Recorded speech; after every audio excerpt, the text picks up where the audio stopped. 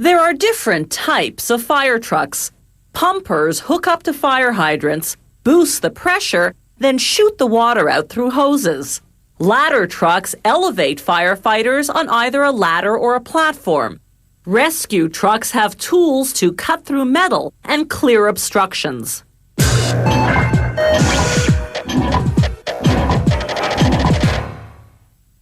Early firefighters couldn't do much more than pass buckets of water from man to man. The 1720s saw the arrival of wagons carrying water tanks and hand pumps. Those newfangled pumps could spew out an impressive 60 gallons of water per minute, about what you get from 2 garden hoses. The first horse-drawn fire trucks with steam-powered pumps went into service in 1852. Gas-powered trucks replaced them in the early 1900s.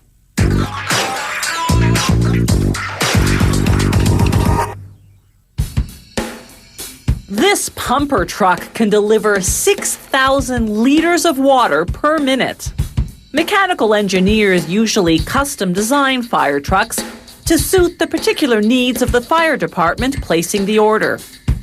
The truck's body is made entirely from 4mm thick sheets of marine-grade aluminum. Following the technical drawings, workers cut the aluminum panels to the sizes required, notching certain corners at a 90-degree angle.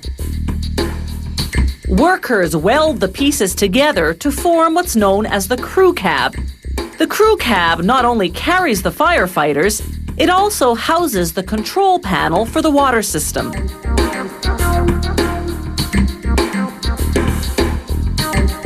Meanwhile, other workers measure and then cut pieces of aluminum to build the subframe that will support the crew cab from underneath.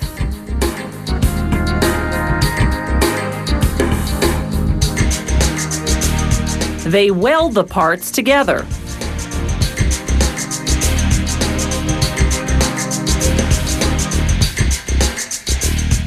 Installing the steps, workers leave a gap of about 1.5 centimeters to enable water to drain down. They line the storage compartments with aluminum sheets, using a sander to make textured circles on the smooth surface. This pattern will camouflage the scratches that moving equipment in and out will inevitably create. They use a machine called a press brake to bend the sheets to the required shape. Then, using what's known as a punch press, they cut holes for the built-in lights, the door handles, and the various control knobs.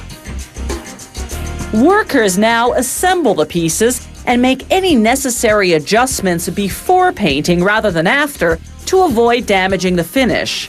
After this fine-tuning, they'll disassemble everything and send the parts to the paint department. After that, they'll put it all carefully back together. The full-scale assembly can now begin, starting with the water pump. It arrives here ready-made from the supplier. Next comes the crew cab. This one isn't for the pumper, but rather for a yellow rescue vehicle. The pipes that lead to and from the water pump go into a threading machine. The pipes are part galvanized steel, part stainless steel.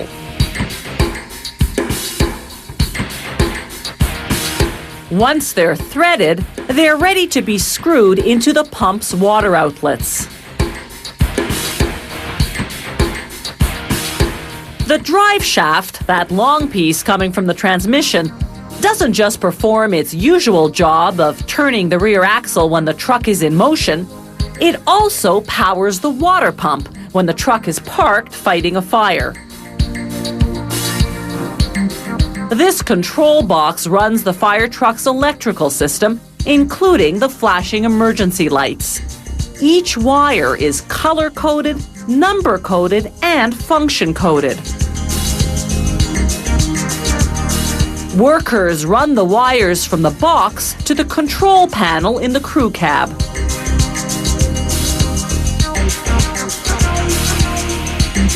Then they hook up the odometer, speedometer, and other dashboard indicators. They install water pressure gauges, adapters for connecting the hoses to the water system, and pressure release valves for adjusting water pressure. Lo and behold, a shiny new fire truck built to a department's exact specifications. Only there's one thing the client didn't have to specify, that it be painted fire engine red.